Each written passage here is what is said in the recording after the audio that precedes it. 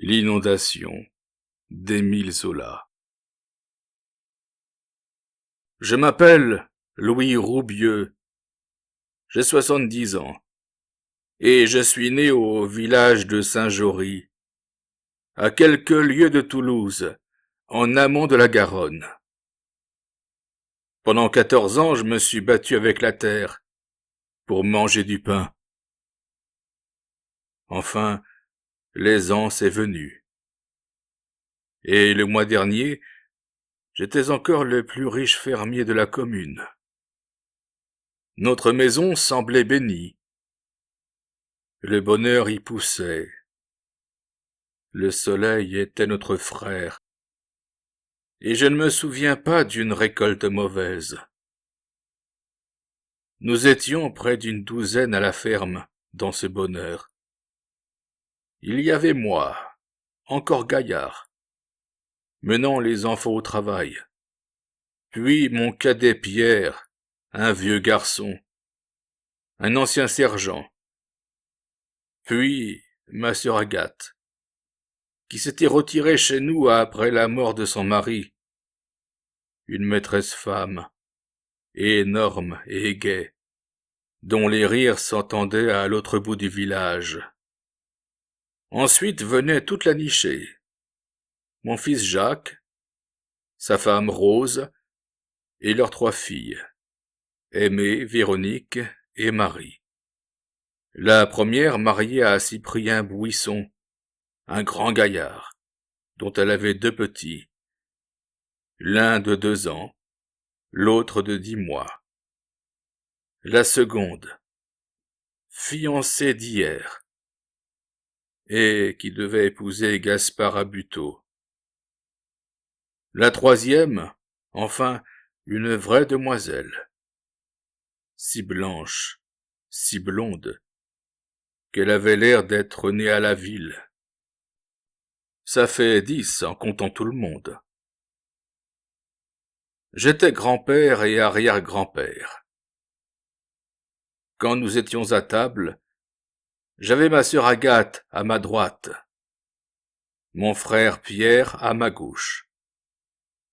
Les enfants fermaient le cercle, par rang d'âge. Une file où les têtes se rapetissaient jusqu'au bambin de 10 mois, qui mangeait déjà sa soupe comme un homme. Allez, on entendait les cuillères dans les assiettes. La nichée mangeait dur. Et quelle belle gaieté entre 2 coups de dents. Je me sentais de l'orgueil et de la joie dans les veines, lorsque les petits tendaient les mains vers moi en criant « Grand-père, donne-nous donc du pain, un gros morceau, hein, grand-père ?» Les bonnes journées. Notre ferme en travail chantait par toutes ses fenêtres. Pierre, le soir, inventait des jeux, racontait des histoires de son régiment. Tante Agathe, le dimanche, faisait des galettes pour nos filles. Puis c'étaient des cantiques que savait Marie, des cantiques qu'elle filait avec une voix d'enfant de chœur. Elle ressemblait à une sainte, ses cheveux blonds tombant dans son cou, ses mains nouées sur son tablier. Je m'étais décidé à élever la maison d'un étage, lorsqu'Aimée avait épousé Cyprien. Et je disais en riant qu'il faudrait l'élever d'un autre, après le mariage de Véronique et de Gaspard. Si bien que la maison aurait fini par toucher le ciel, si l'on avait continué à chaque ménage nouveau. Nous ne voulions pas nous quitter. Nous aurions plutôt bâti une ville, derrière la ferme, dans notre enclos. Quand les familles sont d'accord, il est si bon de vivre et de mourir où l'on a grandi. Le mois de mai a été magnifique cette année. Depuis longtemps, les récoltes ne s'étaient annoncées aussi belles. Ce jour-là, justement, j'avais fait une tournée avec mon fils Jacques. Nous étions partis vers 3 heures. Nos prairies au bord de la Garonne s'étendaient d'un vert encore tendre. L'herbe avait bien 3 pieds de haut, et une oseraie, plantée l'année dernière, donnait déjà des pousses d'1 mètre. De là, nous avions visité nos blés et nos vignes. Des champs achetés un par un, à mesure que la fortune venait. Les blés poussaient drus. Les vignes, en pleine fleur, promettaient une vendange superbe. Et Jacques riait de son bon rire, en me tapant sur l'épaule. « Eh bien, père, nous ne manquerons plus de pain ni de vin. Vous avez donc rencontré le bon Dieu pour qu'il fasse maintenant pleuvoir de l'argent sur vos terres. » Souvent nous plaisantions entre nous de la misère passée. Jacques avait raison. Je devais avoir gagné là-haut l'amitié de quelques saints ou du bon Dieu lui-même, car toutes les chances dans le pays étaient pour nous. Quand il grêlait, la grêle s'arrêtait juste au bord de nos champs. Si les vignes des voisins tombaient malades, il y avait autour des nôtres comme un mur de protection, et cela finissait par me paraître juste. Ne faisant de mal à personne, je pensais que ce bonheur m'était dû. En rentrant, nous avions traversé les terres que nous possédions de l'autre côté du village. Des plantations de mûriers y prenaient à merveille. Il y avait aussi des amandiers en plein rapport. Nous causions joyeusement. Nous bâtissions des projets. Quand nous aurions l'argent nécessaire, nous achèterions certains terrains qui devaient relier nos pièces les unes aux autres et nous faire les propriétaires de tout un coin de la commune. Les récoltes de l'année, si elles tenaient leurs promesses, allaient nous permettre de réaliser ce rêve.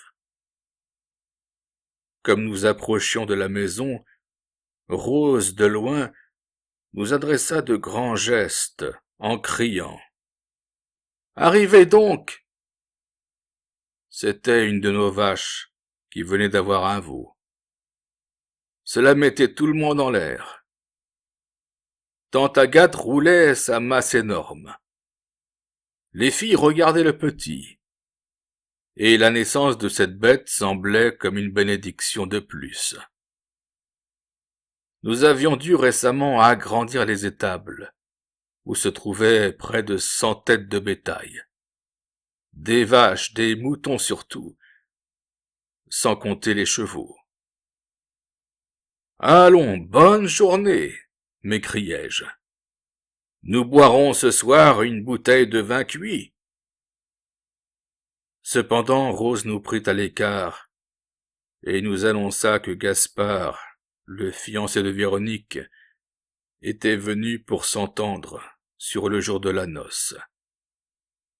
Elle avait retenu à dîner. Gaspard, le fils aîné d'un fermier de Morhange, était un grand garçon de 20 ans, connu de tout le pays pour sa force prodigieuse. Dans une fête à Toulouse, il avait vaincu Martial, le lion du Midi. Avec cela, bon enfant, un cœur d'or, trop timide même, et qui rougissait quand Véronique le regardait tranquillement en face. Je priai Rose de l'appeler. Il restait au fond de la cour, à aider nos servantes, qui étendaient le linge de la lessive du trimestre. Quand il fut entré dans la salle à manger, où nous nous tenions, Jacques se tourna vers moi en disant « Parlez, mon père. »« Eh bien, dis-je. Tu viens donc, mon garçon, pour que nous fixtions le grand jour? Oui, c'est cela, père Roubieux, répondit-il, les joues très rouges. Il ne faut pas rougir, mon garçon, continuai-je. Ce sera, si tu veux, pour la Sainte Félicité, le 10 juillet. Nous sommes le 23 juin. Ça ne fait pas 20 jours à attendre. Ma pauvre défunte femme s'appelait Félicité, et ça vous portera bonheur. Hein? Est-ce entendu? Oui, c'est cela. Le jour de la Sainte Félicité, père Roubieux. Et il nous allongea dans la main, à Jacques et à moi, une tape qui aurait assommé un bœuf. Puis il embrassa Rose, en l'appelant sa mère. Ce grand garçon au point terrible aimait Véronique à en perdre le boire et le manger. Il nous avoua qu'il aurait fait une maladie si nous la lui avions refusée. Maintenant, repris-je, tu restes à dîner, n'est-ce pas? Alors à la soupe tout le monde. J'ai une faim du tonnerre de Dieu, moi. Ce soir-là, nous fûmes 11 à table. On avait mis Gaspard près de Véronique, et il restait à la regarder, oubliant son assiette, si ému de la sentir à lui, qu'il avait par moments de grosses larmes au bord des yeux. Cyprien et Aimée, mariés depuis 3 ans seulement, souriaient.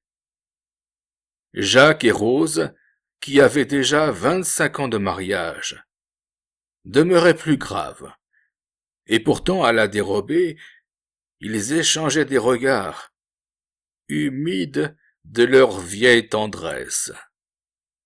Quant à moi, je croyais revivre dans ces deux amoureux, dont le bonheur mettait à notre table un coin de paradis. Quelle bonne soupe nous mangeâmes ce soir-là! Tante Agathe, ayant toujours le mot pour rire, risqua des plaisanteries. Alors ce brave Pierre voulut raconter ses amours avec une demoiselle de Lyon. Heureusement on était au dessert, et tout le monde parlait à la fois. J'avais monté de la cave 2 bouteilles de vin cuit. On trinqua à la bonne chance de Gaspard et de Véronique. Cela se dit ainsi chez nous. La bonne chance, c'est de ne jamais se battre, d'avoir beaucoup d'enfants et d'amasser des sacs d'écus. Puis on chanta. Gaspard savait des chansons d'amour en patois. Enfin on demanda un cantique à Marie. Elle s'était mise debout. Elle avait une voix de flageolet, très fine, et qui vous chatouillait les oreilles. Pourtant j'étais allé devant la fenêtre.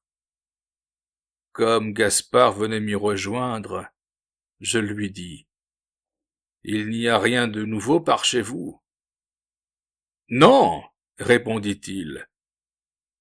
On parle des grandes pluies de ces jours derniers. On prétend que ça pourrait bien amener des malheurs. En effet, les jours précédents, il avait plu pendant 60 heures, sans discontinuer. La Garonne était très grosse depuis la veille. Mais nous avions confiance en elle. Et tant qu'elle ne débordait pas, nous ne pouvions la croire mauvaise voisine. Elle nous rendait de si bons services. Elle avait une nappe d'eau si large et si douce. Puis les paysans ne quittent pas aisément leur trou, même quand le toit est près de crouler. Bah, m'écriai-je en haussant les épaules, il n'y aura rien. Tous les ans c'est la même chose. La rivière fait le gros dos, comme si elle était furieuse, et elle s'apaise en une nuit. Elle rentre chez elle, plus innocente qu'un agneau. Tu verras, mon garçon, ce sera encore pour rire cette fois. Ah tiens, regarde donc le beau temps. Et de la main je lui montrai le ciel. Il était 7 heures. Le soleil se couchait. Ah, que de bleu!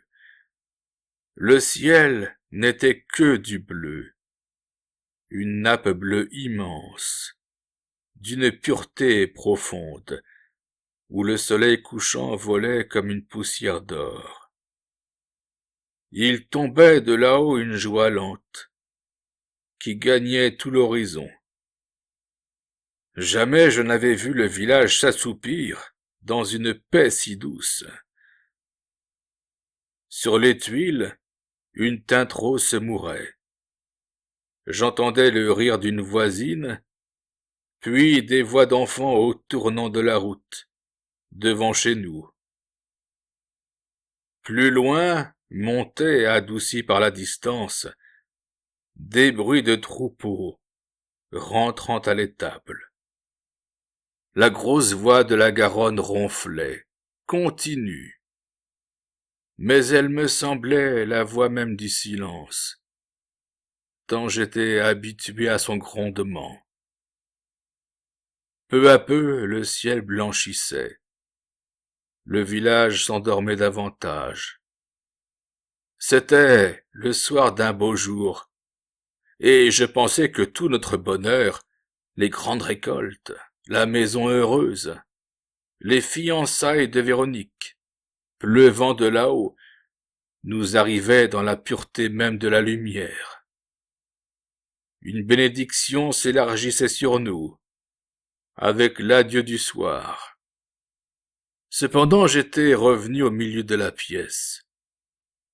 Nos filles bavardaient. Nous les écoutions en souriant, lorsque, tout à coup, dans la grande sérénité de la campagne, un cri terrible retentit, un cri de détresse et de mort. « La Garonne! La Garonne !» Nous nous précipitâmes dans la cour. Saint-Jory se trouve au fond d'un pli de terrain, en contrebas de la Garonne, à 500 mètres environ.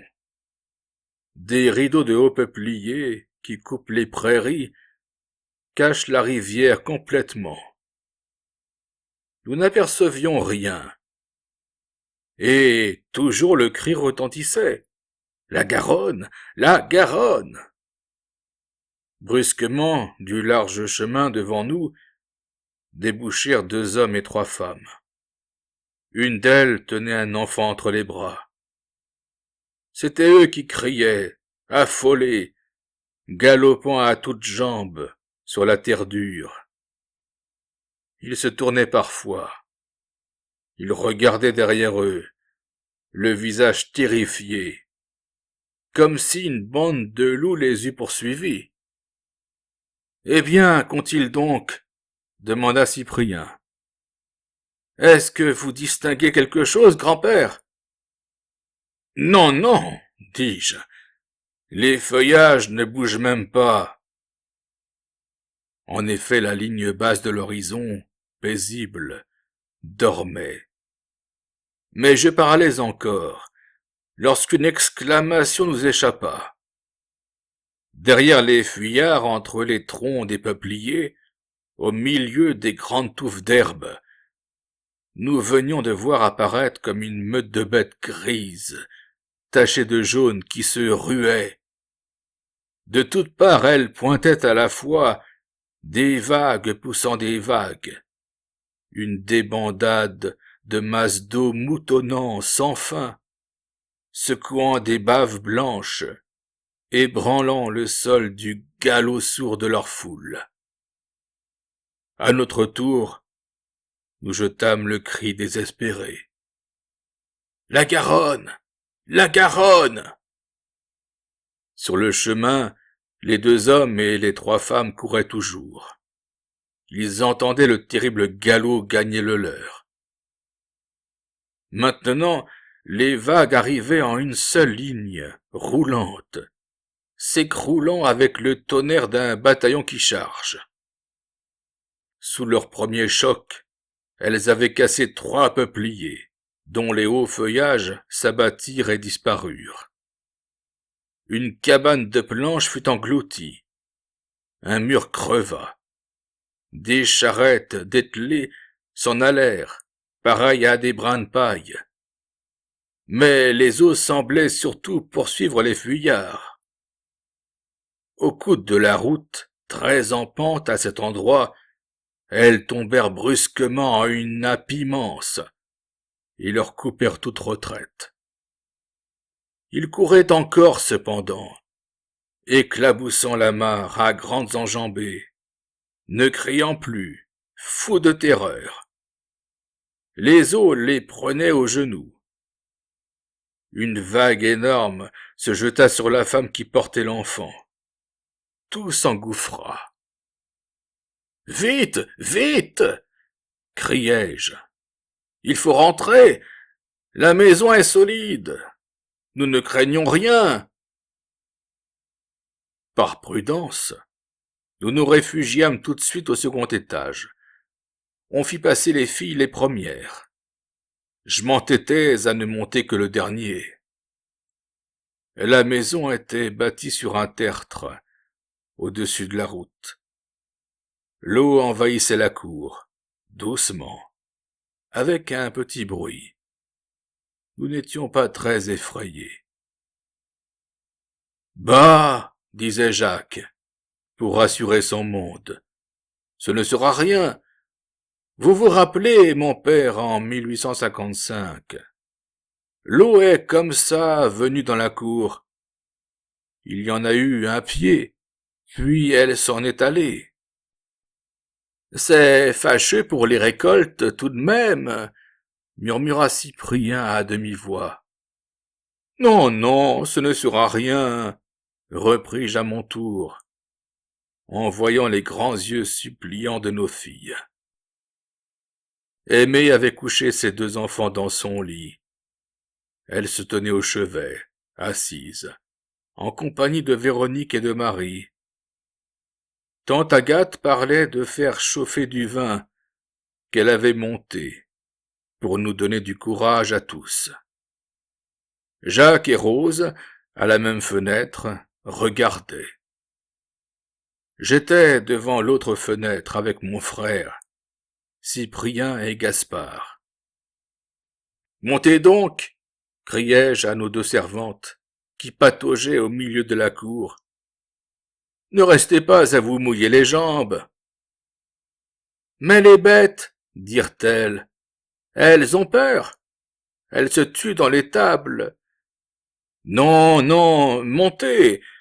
Tout à l'heure, nous verrons. » Le sauvetage du bétail était impossible, si le désastre devait grandir. Je croyais inutile d'épouvanter nos gens. Alors je m'efforçais de montrer une grande liberté d'esprit. Accoudé à la fenêtre, je causais. J'indiquais les progrès de l'inondation. La rivière, après s'être ruée à l'assaut du village, le possédait jusque dans ses plus étroites ruelles.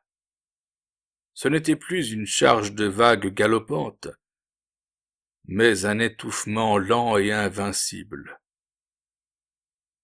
Le creux au fond duquel Saint-Jory est bâti se changeait en lac. Dans notre cour, l'eau atteignit bientôt 1 mètre. Je la voyais monter, mais j'affirmais qu'elle restait stationnaire.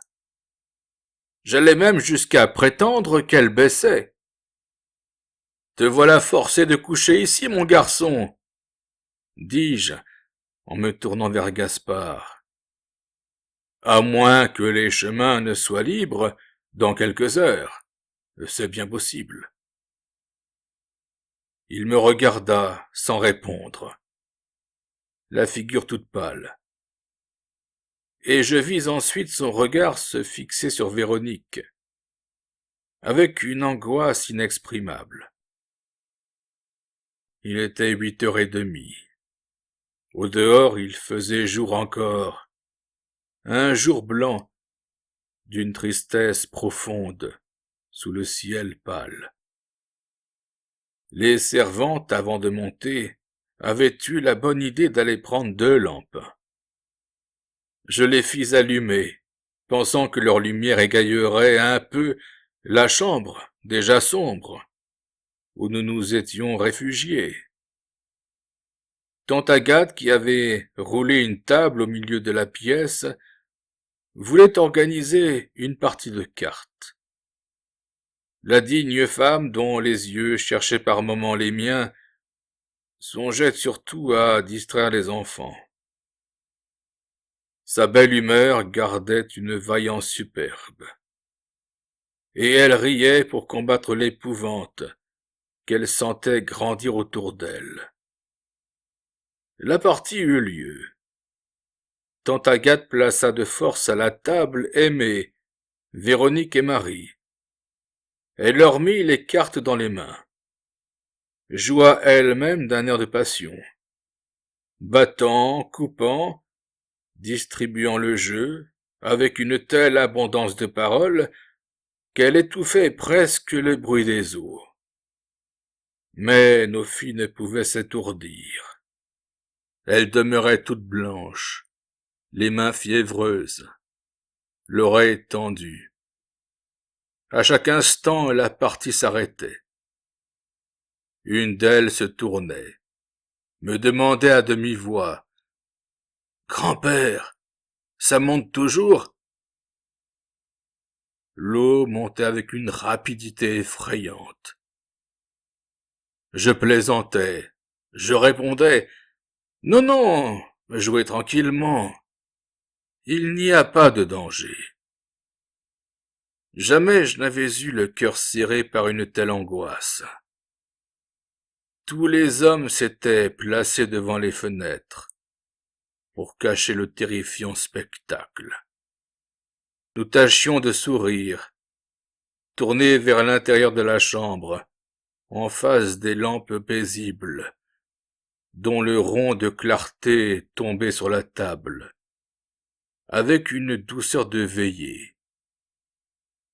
Je me rappelais nos soirées d'hiver, lorsque nous nous réunissions autour de cette table.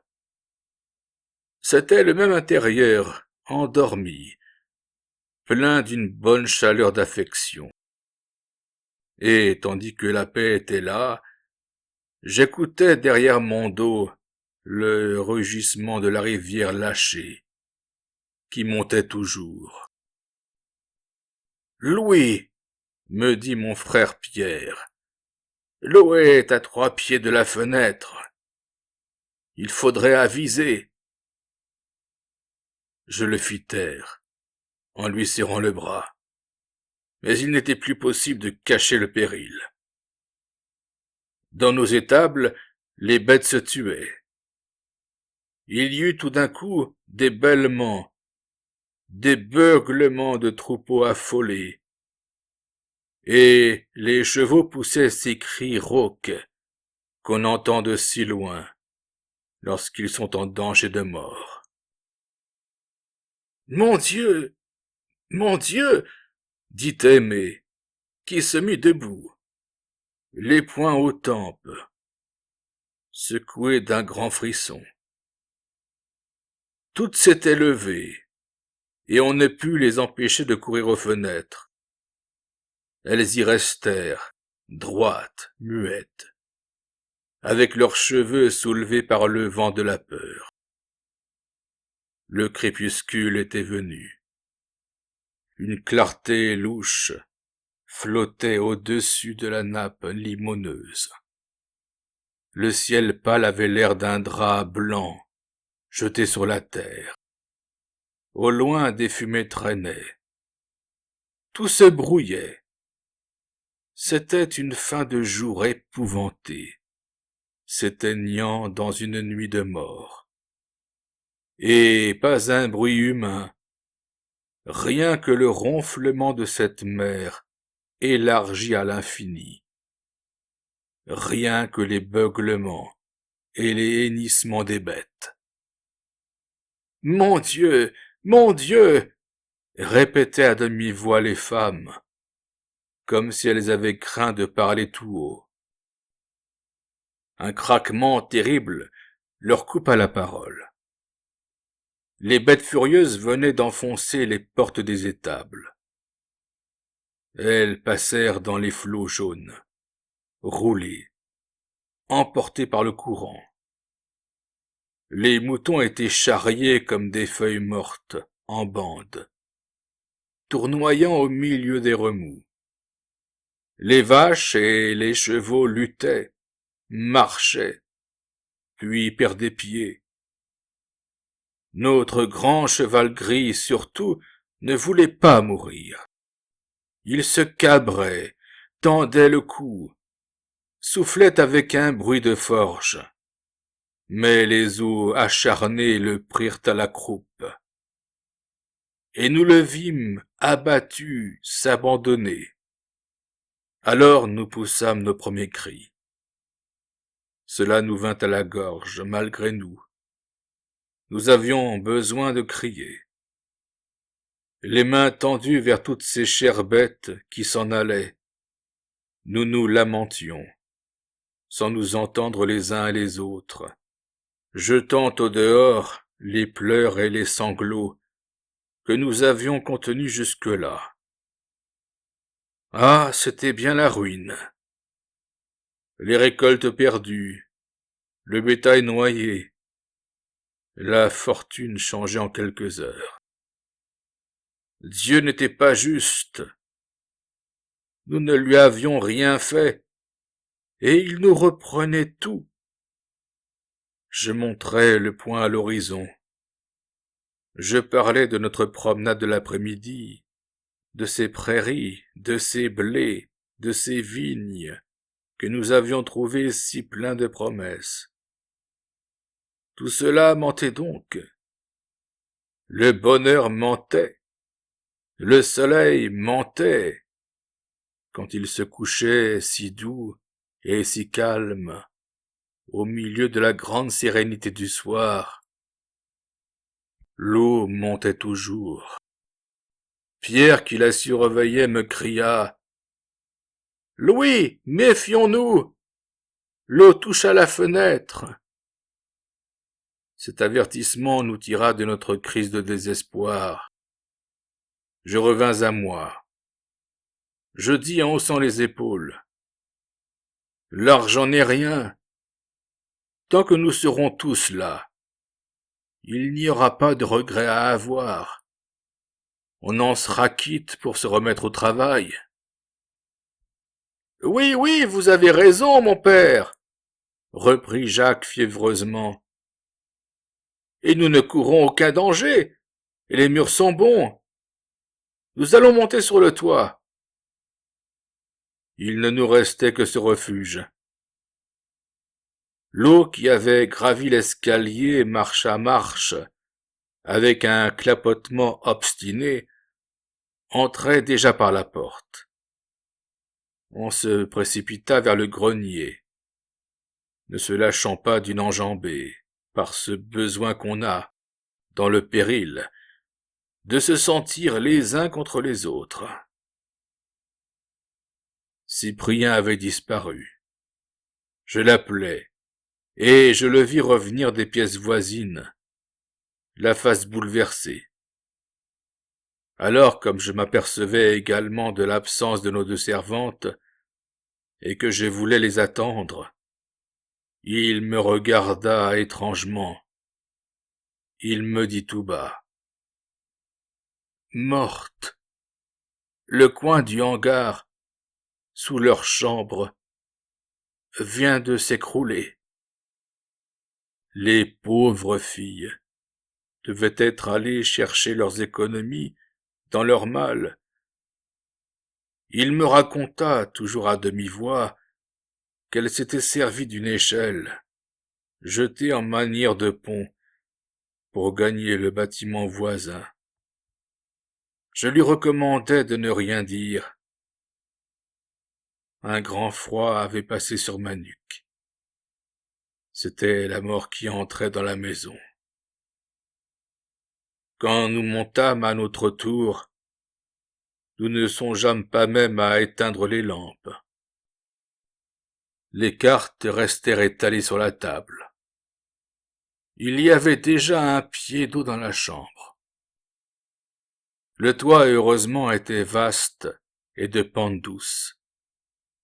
On y montait par une fenêtre à tabatière, au-dessus de laquelle se trouvait une sorte de plate-forme. Ce fut là que tout notre monde se réfugia. Les femmes s'étaient assises. Les hommes allaient tenter des reconnaissances sur les tuiles, jusqu'aux grandes cheminées, qui se dressaient au debout de la toiture. Moi, appuyé à la lucarne, par où nous étions sortis, j'interrogeais les 4 points de l'horizon. Des secours ne peuvent manquer d'arriver, disais-je bravement. Les gens de Saint-Ain, on débarque. Ils vont passer par ici. Tenez, là-bas, n'est-ce pas une lanterne sur l'eau? Mais personne ne me répondait. Pierre, sans trop savoir ce qu'il faisait, avait allumé sa pipe, et il fumait si rudement qu'à chaque bouffée il crachait des bouts de tuyaux. Jacques et Cyprien regardaient au loin, la face morne, tandis que Gaspard, serrant les poings, continuait de tourner sur le toit, comme s'il eût cherché une issue. À nos pieds, les femmes en tas, muettes, grelottantes, se cachaient la face pour ne plus voir. Pourtant, Rose leva la tête, jeta un coup d'œil autour d'elle en demandant « Et les servantes, où sont-elles? Pourquoi ne montent-elles pas ?» J'évitai de répondre. Elle m'interrogea alors directement, les yeux sur les miens. « Où donc sont les servantes ?» Je me détournai, ne pouvant mentir. Et je sentis ce froid de la mort qui m'avait déjà effleuré, passer sur nos femmes et sur nos chères filles. Elles avaient compris. Marie se leva toute droite, eut un gros soupir, puis s'abattit, prise d'une crise de larmes. Aimée tenait serrés dans ses jupes ses 2 enfants, qu'elle cachait comme pour les défendre. Véronique, la face entre les mains, ne bougeait plus. Tante Agathe, elle-même, toute pâle, faisait de grands signes de croix, en balbutiant des pater et des ave. Cependant, autour de nous, le spectacle devenait d'une grandeur souveraine. La nuit tombée complètement gardait une limpidité de nuit d'été. C'était un ciel sans lune, mais un ciel criblé d'étoiles, d'un bleu si pur qu'il emplissait l'espace d'une lumière bleue. Il semblait que le crépuscule se continuait, tant l'horizon restait clair, et la nappe immense s'élargissait encore sous cette douceur du ciel, toute blanche, comme lumineuse, elle-même, d'une clarté propre, d'une phosphorescence qui allumait de petites flammes à la crête de chaque flot. On ne distinguait plus la terre. La plaine devait être envahie. Par moments, j'oubliais le danger.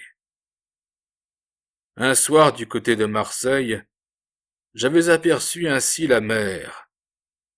J'étais resté devant elle, béant d'admiration. « L'eau monte !» répétait mon frère Pierre, en cassant toujours entre ses dents le tuyau de sa pipe qu'il avait laissé s'éteindre. L'eau n'était plus qu'à 1 mètre du toit.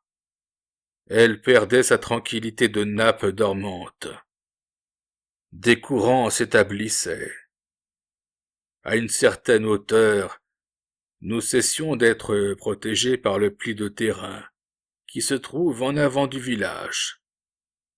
Alors, en moins d'une heure, l'eau devint menaçante, jaune, se ruant sur la maison, charriant des épaves, tonneaux défoncés, pièces de bois, paquets d'herbes.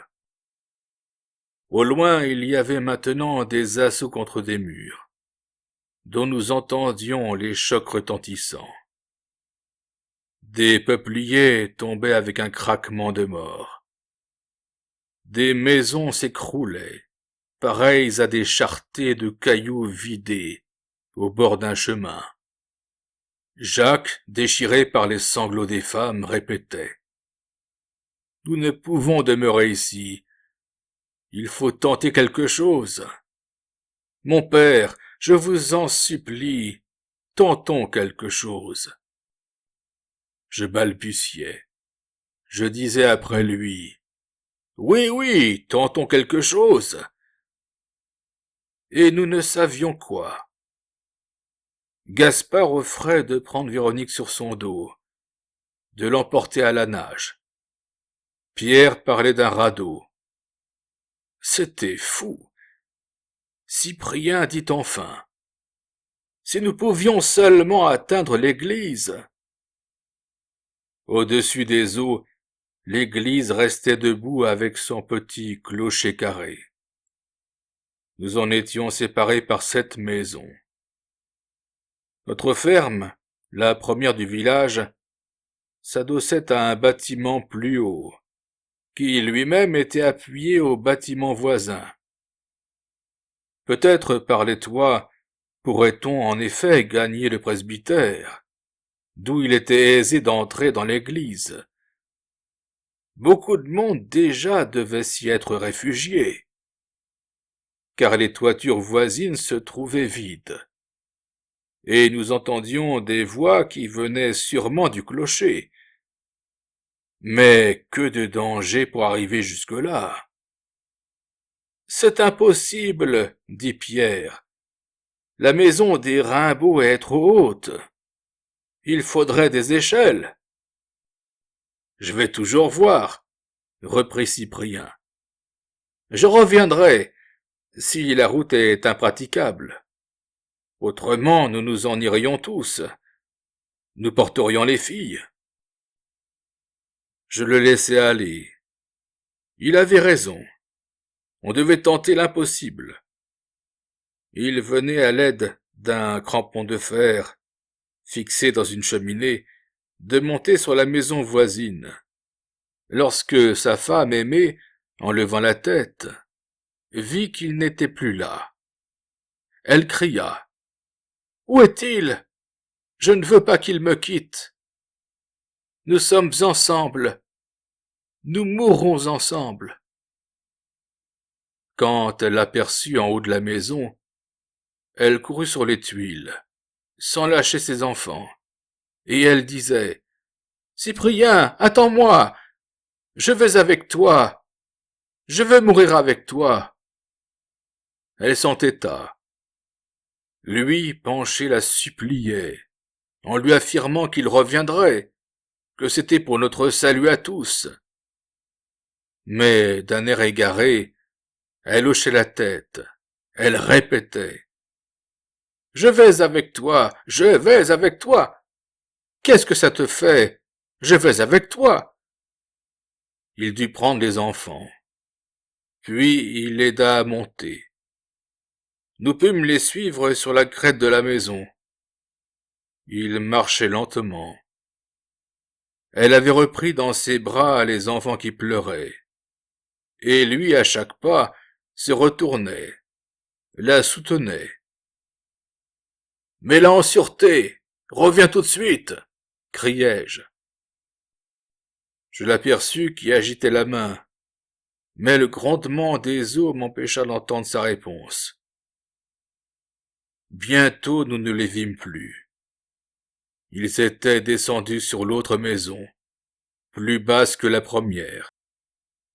Au bout de 5 minutes, ils reparurent sur la troisième, dont le toit devait être très en pente, car ils se traînaient à genoux le long du faîte. Une épouvante soudaine me saisit. Je me mis à crier, et les mains aux lèvres, de toutes mes forces. « Revenez! Revenez !» Et tous, Pierre, Jacques, Gaspard, leur criaient aussi de revenir. Nos voix les arrêtèrent une minute, mais ils continuèrent ensuite d'avancer. Maintenant ils se trouvaient au coude fermé par la rue, en face de la maison Rimbaud, une haute bâtisse, dont le toit dépassait celui des maisons voisines de 3 mètres au moins. Un instant ils hésitèrent, puis Cyprien monta le long d'un tuyau de cheminée, avec une agilité de chat. Aimé, qui avait dû consentir à l'attendre, restait debout au milieu des tuiles. Nous la distinguions nettement, serrant ses mains contre sa poitrine, toute noire sur le ciel clair, comme grandie. Et c'est alors que l'épouvantable malheur commença. La maison des Rimbaud, destinée d'abord à une exploitation industrielle, était très légèrement bâtie. En outre, elle recevait en pleine façade le courant de la rue. Je croyais l'avoir tremblé sous les attaques de l'eau. Et la gorge serrée, je suivais Cyprien, qui traversait le toit. Tout à coup, un grondement se fit entendre. La lune se levait, une lune ronde, libre dans le ciel, et dont la face jaune éclairait le lac immense, d'une lueur vive de lampe. Pas un détail de la catastrophe ne fut perdu pour nous. C'était la maison des Rimbaud qui venait de s'écrouler. Nous avions jeté un cri de terreur en voyant Cyprien disparaître. Dans l'écroulement, nous ne distinguions qu'une tempête, un rejaillissement de vagues sous les débris de la toiture. Puis le calme se fit. La nappe reprit son niveau, avec le trou noir de la maison englouti, hérissant hors de l'eau la carcasse de ses planchers fendus.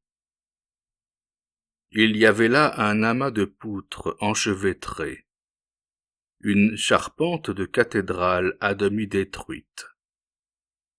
Et entre ces poutres, il me sembla voir un corps remuer, quelque chose de vivant, tenter des efforts surhumains. « Il vit !» criai-je. « Ah, Dieu soit loué, il vit !» Là, au-dessus de cette nappe blanche, que la lune éclaire, un rire nerveux nous secouait. Nous tapions dans nos mains de joie, comme sauvés nous-mêmes. « Il va remonter !» disait Pierre. « Oui, oui, tenez !» expliquait Gaspard. « Le voilà qui tâche de saisir la poutre à gauche. » Mais nos rires cessèrent. Nous n'échangeâmes plus un mot, la gorge serrée par l'anxiété. Nous venions de comprendre la terrible situation où était Cyprien. Dans la chute de la maison, ses pieds se trouvaient pris entre 2 poutres, et il demeurait pendu, sans pouvoir se dégager, la tête en bas, à quelques centimètres de l'eau. Ce fut une agonie effroyable. Sur le toit de la maison voisine, Aimé était toujours debout, avec ses 2 enfants. Un tremblement convulsif la secouait. Elle assistait à la mort de son mari. Elle ne quittait pas du regard le malheureux, sous elle, à quelques mètres d'elle. Et elle poussait un hurlement continu, un hurlement de chien, fou d'horreur. « Nous ne pouvons le laisser mourir ainsi, » dit Jacques, éperdu. « Il faut aller là-bas. On pourrait peut-être encore descendre le long des poutres, » fit remarquer Pierre. « On le dégagerait. » Et il se dirigeait vers les toits voisins, lorsque la 2e maison s'écroula à son tour. La route se trouvait coupée. Alors un froid nous glaça. Nous nous étions pris les mains machinalement. Nous nous laisserions aller broyer, sans pouvoir détacher nos regards de l'affreux spectacle. Cyprien avait d'abord tâché de se raidir. Avec une force extraordinaire, il s'était écarté de l'eau. Il maintenait son corps dans une position oblique. Mais la fatigue le brisait. Il lutta pourtant, voulut se rattraper aux poutres, lança les mains autour de lui, pour voir s'il ne rencontrerait rien ou s'accrocher. Puis, acceptant la mort, il retomba. Il pendit de nouveau, inerte. La mort fut lente à venir. Ses cheveux trempaient à peine dans l'eau, qui montait avec patience. Il devait en sentir la fraîcheur au sommet du crâne. Une première vague lui mouilla le front. D'autres fermèrent les yeux. Lentement nous vîmes la tête disparaître. Les femmes à nos pieds avaient enfoncé leur visage entre leurs mains jointes. Nous-mêmes nous tombâmes à genoux, les bras tendus, pleurant, balbutiant des supplications. Sur la toiture, Aimée, toujours debout, avec ses enfants serrés contre elle, hurlait plus fort dans la nuit. J'ignore combien de temps nous restâmes dans la stupeur de cette crise. Quand je revins à moi, l'eau avait grandi encore. Maintenant, elle atteignait les tuiles. Le toit n'était plus qu'une île étroite, émergeant de la nappe immense. À droite, à gauche, les maisons avaient dû s'écrouler. La mer s'étendait. « Nous marchons !» murmurait Rose, qui se cramponnait aux tuiles. Et nous avions tous en effet une sensation de roulis, comme si la toiture emportée se fût changée en radeau. Le grand ruissellement semblait nous charrier. Puis, quand nous regardions le clocher de l'église, immobile en face de nous, ce vertige cessait. Nous nous retrouvions à la même place, dans la houle des vagues. L'eau alors commença l'assaut. Jusque-là, le courant avait suivi la rue, mais les décombres qui la barraient à présent le faisaient refluer. Ce fut une attaque en règle. Dès qu'une épave, une poutre, passait à la portée du courant, il la prenait, la balançait, puis la précipitait contre la maison comme un bélier, et il ne la lâchait plus. Il la retirait en arrière, pour la lancer de nouveau, en battait les murs à coups redoublés, régulièrement. Bientôt, 10, 12 poutres nous attaquèrent ainsi à la fois, de tous les côtés. L'eau rugissait, des craquements d'écume mouillaient nos pieds. Nous entendions le gémissement sourd de la maison, pleine d'eau, sonore, avec ses cloisons qui craquaient déjà. Par moments, à certaines attaques plus rudes, lorsque les poutres tapaient d'aplomb, nous pensions que c'était fini, que les murailles s'ouvraient et nous livraient à la rivière par leurs brèches béantes. Gaspard s'était risqué au bord même du toit. Il parvint à saisir une poutre, la tira de ses gros bras de lutteur. « Il faut nous défendre !» criait-il. Jacques de son côté s'efforçait d'arrêter au passage une longue perche. Pierre l'aida. Je maudissais l'âge qui me laissait sans force, aussi faible qu'un enfant. Mais la défense s'organisait. Un duel. 3 hommes contre un fleuve. Gaspard, tenant sa poutre en arrêt, attendait les pièces de bois, dont le courant faisait des béliers. Et rudement il les arrêtait, à une courte distance des murs. Parfois le choc était si violent qu'il tombait. À côté de lui, Jacques et Pierre manœuvraient la longue perche, de façon à écarter également les épaves. Pendant près d'1 heure, cette lutte inutile dura. Peu à peu, ils perdaient la tête, jurant, tapant, insultant l'eau.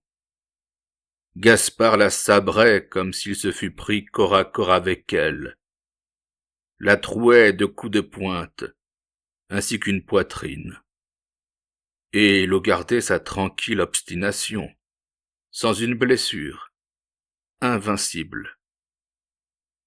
Alors Jacques et Pierre s'abandonnèrent sur le toit, exténués, tandis que Gaspard, dans un dernier élan, se laissait arracher par le courant sa poutre, qui à son tour nous battit en brèche. Le combat était impossible. Marie et Véronique s'étaient jetées dans les bras l'une de l'autre. Elles répétaient d'une voix déchirée, toujours la même phrase, une phrase d'épouvante, que j'entends encore sans cesse à mes oreilles. « Je ne veux pas mourir. Je ne veux pas mourir. » Rose les entourait de ses bras. Elle cherchait à les consoler, à les rassurer, et elle-même, toute grelottante, levait sa face et criait malgré elle. « Je ne veux pas mourir. » Seule tante Agathe ne disait rien.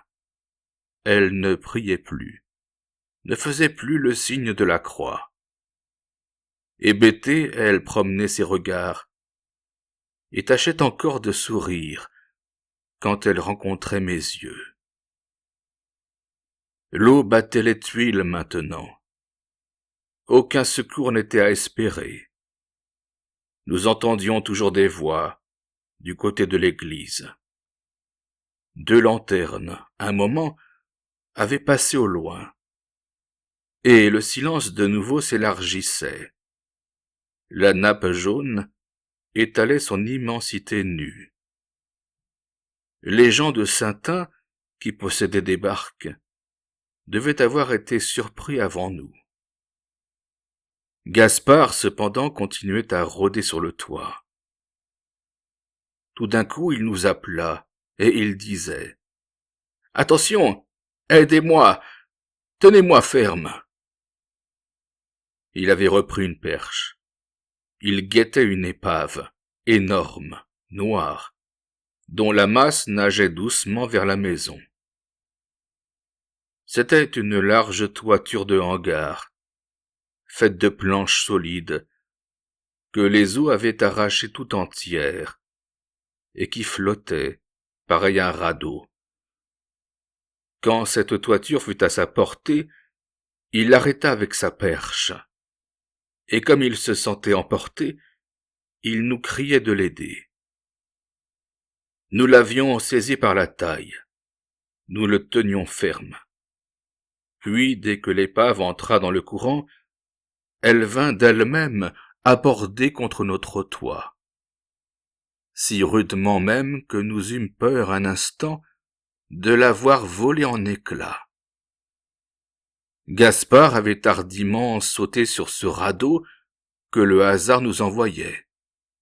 Il le parcourait en tous sens, pour s'assurer de sa solidité, pendant que Pierre et Jacques le maintenaient au bord du toit. Et il riait, il disait joyeusement « Grand-père, nous voilà sauvés! Ne pleurez plus, les femmes! Un vrai bateau! Tenez, mes pieds sont à sec! Et il nous portera bien tous! Nous allons être comme chez nous là-dessus! » Pourtant il crut devoir le consolider. Il saisit les poutres qui flottaient, les lia avec des cordes que Pierre avait emportées à tout hasard en quittant les chambres du bas. Il tomba même dans l'eau, mais au cri qui nous échappa, il répondit par de nouveaux rires. L'eau le connaissait. Il faisait une lieue de Garonne à la nage. Remonté sur le toit, il se secoua, en s'écriant « Voyons, embarquez! Ne perdons pas de temps !» Les femmes s'étaient mises à genoux. Gaspard dut porter Véronique et Marie au milieu du radeau, où il les fit asseoir. Rose et tante Agathe glissèrent d'elles-mêmes sur les tuiles et allèrent se placer auprès des jeunes filles. À ce moment, je regardai du côté de l'église. Aimée était toujours là. Elle s'adossait maintenant contre une cheminée, et elle tenait ses enfants en l'air, au bout des bras, ayant déjà de l'eau jusqu'à la ceinture. « Ne vous affligez pas, grand-père, » me dit Gaspard. « Nous allons la prendre en passant, je vous le promets. » Pierre et Jacques étaient montés sur le radeau. J'y sautai à mon tour. Il penchait un peu d'un côté, mais il était réellement assez solide pour nous porter tous. Enfin, Gaspard quitta le toit le dernier, en nous disant de prendre des perches, qu'il avait préparées et qui devaient nous servir de rames. Lui-même en tenait une très longue, dont il se servait avec une grande habileté. Nous nous laissions commander par lui. Sur un ordre qu'il nous donna, nous appuyâmes tous nos perches contre les tuiles pour nous éloigner. Mais il semblait que le radeau fût collé au toit. Malgré tous nos efforts, nous ne pouvions l'en détacher. À chaque nouvel essai, le courant nous ramenait vers la maison, violemment. Et c'était là une manœuvre des plus dangereuses, car le choc menaçait chaque fois de briser les planches sur lesquelles nous nous trouvions.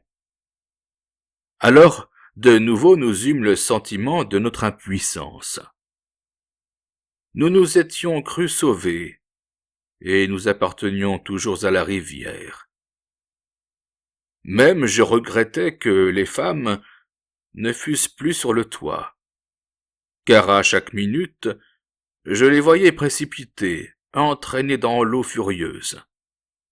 Mais quand je parlais de regagner notre refuge, tous crièrent. « Non, non, essayons encore. Plutôt mourir ici. » Gaspard ne riait plus. Nous renouvelions nos efforts, pesant sur les perches avec un redoublement d'énergie. Pierre eut enfin l'idée de remonter la pente des tuiles et de nous tirer vers la gauche, à l'aide d'une corde. Il put ainsi nous mener en dehors du courant. Puis, quand il eut de nouveau sauté sur le radeau, quelques coups de perche nous permirent de gagner le large.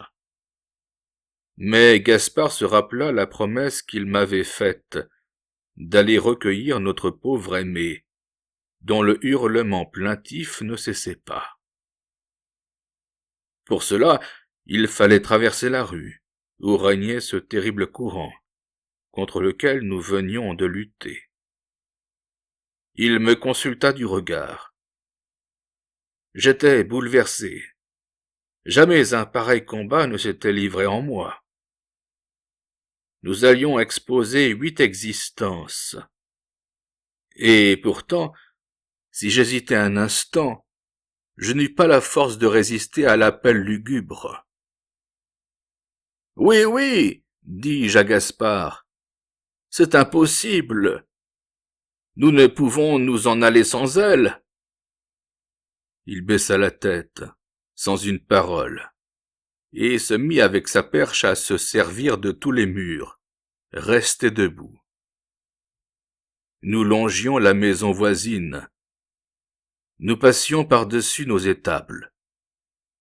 Mais dès que nous débouchâmes dans la rue, un cri nous échappa.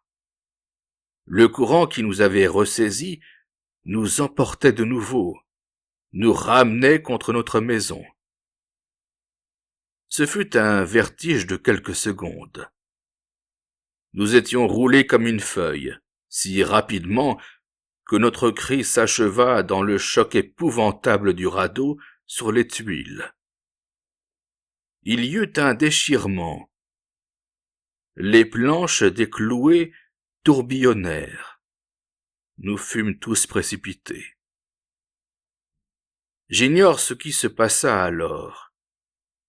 Je me souviens qu'en tombant, je vis tante Agathe à plat, sur l'eau, soutenue par ses jupes, et elle s'enfonçait, la tête en arrière, sans se débattre.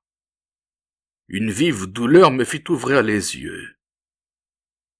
C'était Pierre qui me tirait par les cheveux, le long des tuiles. Je restais couché, stupide, regardant. Pierre venait de replonger, et dans l'étourdissement où je me trouvais, je fus surpris d'apercevoir tout d'un coup Gaspard, à la place où mon frère avait disparu. Le jeune homme portait Véronique dans ses bras. Quand il l'eut déposée près de moi, il se jeta de nouveau. Il retira Marie, la face d'une blancheur de cire, si raide et si immobile que je la crus morte. Puis il se jeta encore, mais cette fois il chercha inutilement. Pierre l'avait rejoint. Tous deux se parlaient, se donnaient des indications que je n'entendais pas. Comme ils remontaient sur le toit épuisés. « Et tante Agathe » criai-je. « Et Jacques, et Rose » Ils secouèrent la tête. De grosses larmes roulaient dans leurs yeux. Aux quelques mots qu'ils me dirent, je compris que Jacques avait eu la tête fracassée par le heurt d'une poutre. Rose s'était cramponnée au cadavre de son mari, qui l'avait emporté. Tante Agathe n'avait pas reparu. Nous pensâmes que son corps, poussé par le courant, était entré dans la maison, au-dessous de nous, par une fenêtre ouverte. Et me soulevant, je regardai vers la toiture où Aimé se cramponnait quelques minutes auparavant. Mais l'eau montait toujours. Aimé ne hurlait plus. J'aperçus seulement ses 2 bras raidis qu'elle levait pour tenir ses enfants hors de l'eau. Puis tout s'abîma. La nappe se referma, sous la lueur dormante de la lune. Nous n'étions plus que 5 sur le toit. L'eau nous laissait à peine une étroite bande libre, le long du faîtage. Une des cheminées venait d'être emportée. il nous fallut soulever Véronique et Marie évanouies, et les tenir presque debout, pour que le flot ne leur mouillât pas les jambes. Elles reprirent enfin connaissance, et notre angoisse s'accrut à les voir trempées, frissonnantes, crier de nouveau qu'elles ne voulaient pas mourir. Nous les rassurions comme on rassure les enfants, en leur disant qu'elles ne mourraient pas, que nous empêcherions bien la mort de les prendre. Mais elles ne nous croyaient plus. Elles savaient bien qu'elles allaient mourir, et chaque fois que ce mot « mourir » tombait comme un glas, leurs dents claquaient. Une angoisse les jetait au cou l'une de l'autre. C'était la fin. Le village détruit ne montrait plus autour de nous que quelques pans de murailles. Seule l'église dressait son clocher intact, d'où venaient toujours des voix, un murmure de gens à l'abri. Au loin ronflait la coulée énorme des eaux. Nous n'entendions même plus ces éboulements de maisons, pareils à des charrettes de cailloux, brusquement déchargées. C'était un abandon, un naufrage en plein océan, à 1000 lieues des terres. Un instant nous crûmes surprendre à gauche un bruit de rames. On aurait dit un battement, doux, cadencé, de plus en plus net. Ah, quelle musique d'espoir! Et comme nous nous dressâmes tous pour interroger l'espace, nous retenions notre haleine, et nous n'apercevions rien. La nappe jaune s'étendait, tachée d'ombres noires, mais aucune de ces ombres, cimes d'arbres, restes de murs écroulés, ne bougeait. Des épaves, des herbes, des tonneaux vides nous causèrent des fausses joies.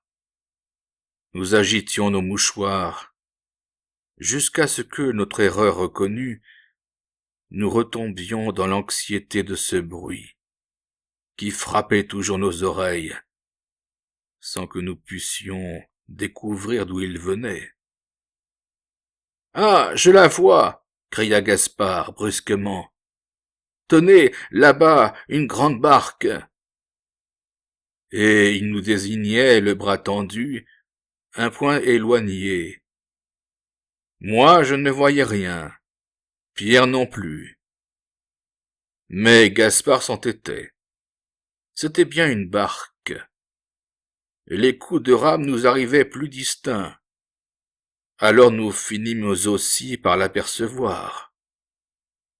Elle filait lentement, ayant l'air de tourner autour de nous, sans approcher.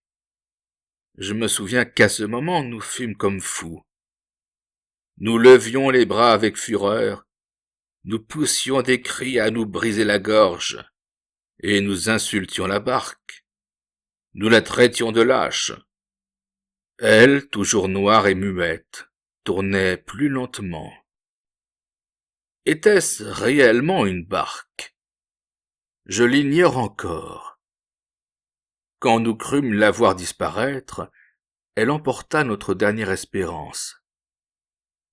Désormais, à chaque seconde, nous nous attendions à être engloutis dans la chute de la maison. Elle se trouvait minée. Elle n'était sans doute portée que par quelque gros mur qui allait l'entraîner tout entière en s'écroulant. Mais ce dont je tremblais surtout, c'était de sentir la toiture fléchir sous notre poids. La maison aurait peut-être tenu toute la nuit. Seulement les tuiles s'affaissaient, battues et trouées par les poutres. Nous nous étions réfugiés vers la gauche, sur des chevrons solides encore. Puis ces chevrons eux-mêmes parurent faiblir. Certainement ils s'enfonceraient, si nous restions tous les 5 entassés sur un si petit espace. Depuis quelques minutes, Mon frère Pierre avait remis sa pipe à ses lèvres, d'un geste machinal. Il tordait sa moustache de vieux soldat, les sourcils froncés, grognant de sourdes paroles. Ce danger croissant qui l'entourait, et contre lequel son courage ne pouvait rien, commençait à l'impatienter fortement. Il avait craché 2 ou 3 fois dans l'eau, d'un air de colère méprisante. Puis, comme nous enfoncions toujours, il se décida. Il descendit la toiture. « Pierre, Pierre !»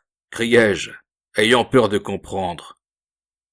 Il se retourna et me dit tranquillement « Adieu, Louis. Vois-tu, c'est trop long pour moi. Ça vous fera de la place. » Et après avoir jeté sa pipe la première, il se précipita lui-même, en ajoutant « Bonsoir, j'en ai assez. » Il ne reparut pas. Il était nageur médiocre. D'ailleurs, il s'abandonna sans doute, le cœur crevé par notre ruine et par la mort de tous les nôtres, ne voulant pas leur survivre. 2 heures du matin sonnèrent à l'église. La nuit allait finir. Cette horrible nuit déjà si pleine d'agonie et de larmes. Peu à peu, sous nos pieds, l'espace encore sec se rétrécissait. C'était un murmure d'eau courante. De petits flots caressants qui jouaient et se poussaient. De nouveau, le courant avait changé. Les épaves passaient à droite du village, flottant avec lenteur, comme si les eaux, près d'atteindre leur plus haut niveau, se fussent reposées, lasses et paresseuses. Gaspard brusquement retira ses souliers et sa veste. Depuis un instant, je le voyais joindre les mains, s'écraser les doigts, et comme je l'interrogeais, « Écoutez, grand-père, dit-il, je meurs à attendre. Je ne puis plus rester. Laissez-moi faire. Je la sauverai. » Il parlait de Véronique. Je voulus combattre son idée. Jamais il n'aurait la force de porter la jeune fille jusqu'à l'église. Mais lui s'entêtait. « Si, j'ai de bons bras, je me sens fort, vous allez voir. » Et il ajoutait qu'il préférait tenter ce sauvetage tout de suite, qu'il devenait faible comme un enfant. À écouter ainsi, la maison s'émiettait sous nos pieds. « Je l'aime, je la sauverai, » répétait-il. Je demeurais silencieux. J'attirai Marie contre ma poitrine. Alors il crut que je lui reprochais son égoïsme d'amoureux. Il balbutia. « Je reviendrai prendre Marie, je vous le jure. Je trouverai bien un bateau. J'organiserai un secours quelconque. Ayez confiance, grand-père. » Il ne conserva que son pantalon, et à demi-voix rapidement, il adressait des recommandations à Véronique. Elle ne se débattrait pas, elle s'abandonnerait sans un mouvement, elle n'aurait pas peur surtout. La jeune fille, à chaque phrase, répondait oui, d'un air égaré. Enfin, après avoir fait un signe de croix, bien qu'il ne fût guère dévot d'habitude, il se laissa glisser sur le toit, en tenant Véronique par une corde qu'il lui avait nouée sous les bras. Elle poussa un grand cri, battit l'eau de ses membres, puis suffoquée s'évanouit. « J'aime mieux ça, » me cria Gaspard. « Maintenant je réponds d'elle. » On s'imagine avec quelle angoisse Je l'ai suivi des yeux. Sur l'eau blanche, je distinguais les moindres mouvements de Gaspard. Il soutenait la jeune fille à l'aide de la corde qu'il avait enroulée autour de son propre cou. Et il la portait ainsi, à demi jetée sur son épaule droite. Ce poids écrasant l'enfonçait par moments. Pourtant il avançait, nageant avec une force surhumaine. Je ne doutais plus. Il avait déjà parcouru un tiers de la distance, lorsqu'il se heurta à quelques murs cachés sous l'eau. Le choc fut terrible. Tous deux disparurent. Puis je le vis reparaître seul. La corde devait s'être rompue. Il plongea à 2 reprises. Enfin il revint. Il ramenait Véronique, qu'il reprit sur son dos. Mais il n'avait plus de corde pour la tenir. Elle l'écrasait davantage. Cependant il avançait toujours. Un tremblement me secouait à mesure qu'ils approchaient de l'église. Tout à coup je voulus crier. J'apercevais des poutres qui arrivaient de biais. Ma bouche resta grande ouverte. Un nouveau choc les avait séparés. Les os se refermèrent. À partir de ce moment, je demeurai stupide. Je n'avais plus qu'un instinct de bête, veillant à sa conservation. Quand l'eau avançait, je reculais. Dans cette stupeur, j'entendis longtemps un rire, sans m'expliquer qui riait ainsi près de moi. Le jour se levait, une grande aurore blanche. Il faisait bon, très frais et très calme, comme au bord d'un étang dont la nappe s'éveille avant le lever du soleil. Mais le rire sonnait toujours, et en me tournant, je trouvais Marie, debout dans ses vêtements mouillés. C'était elle qui riait. Ah, la pauvre chère créature, comme elle était douce et jolie à cette heure matinale. Je la vis se baisser, prendre dans le creux de sa main un peu d'eau dont elle se lava la figure. Puis elle tordit ses beaux cheveux blonds, elle les noua derrière sa tête. Sans doute elle faisait sa toilette.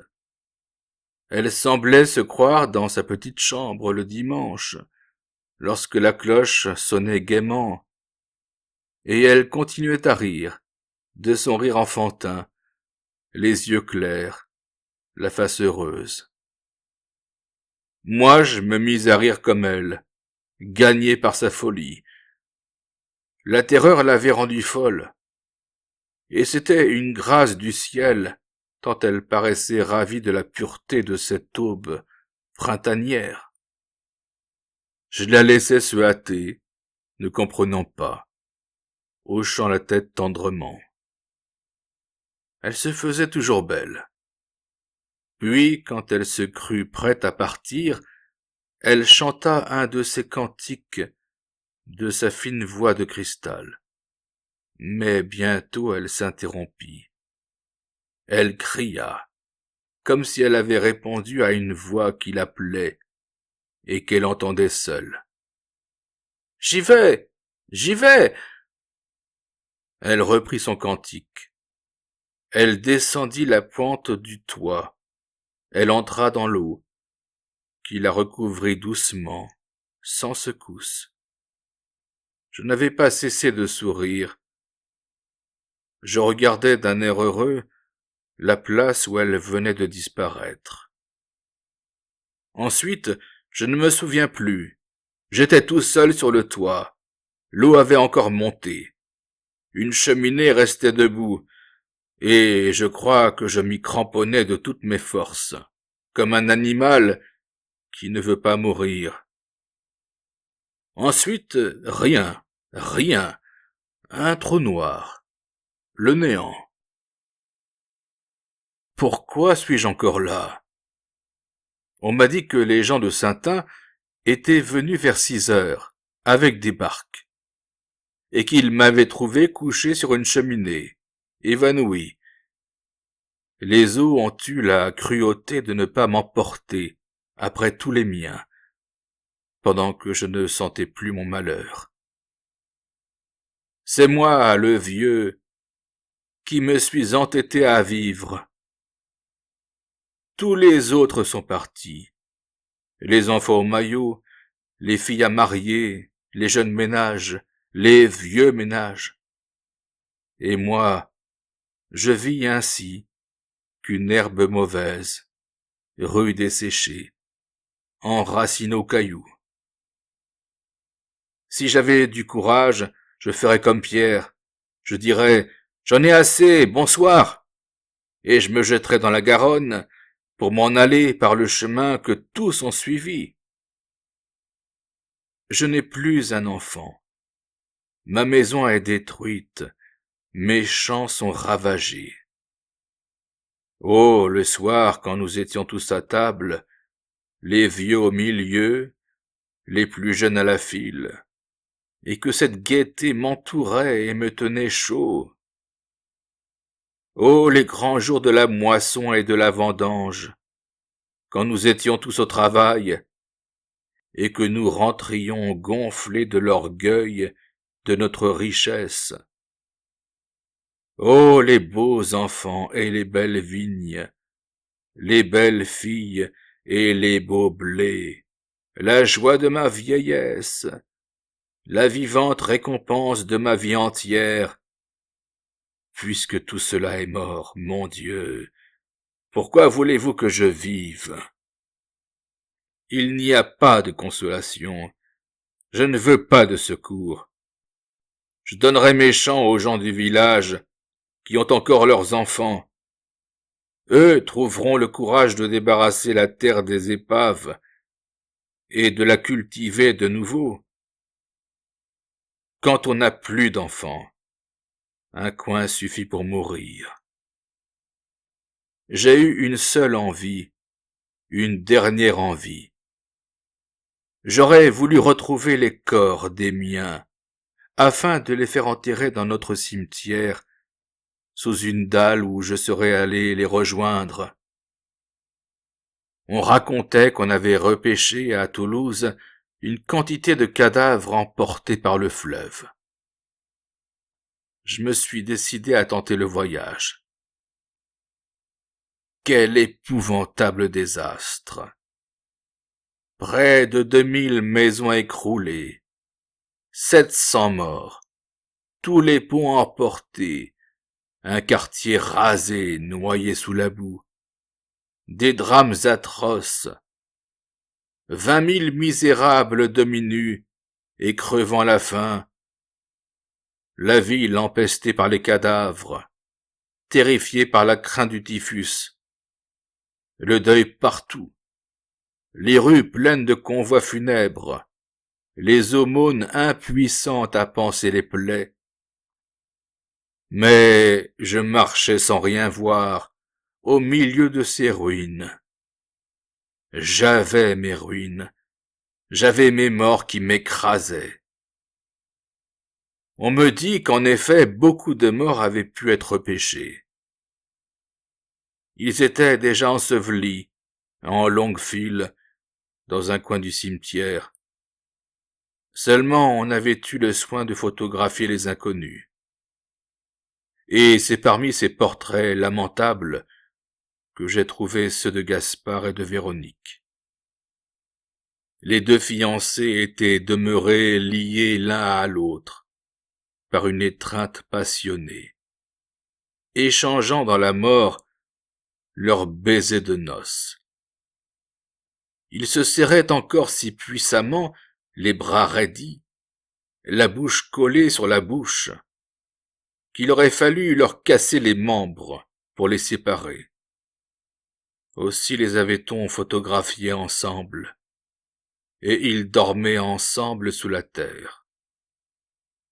Je n'ai plus que cette image affreuse, ces deux beaux enfants gonflés par l'eau, défigurés, gardant encore sur leur face livide l'héroïsme de leur tendresse. Je les regarde, et je pleure.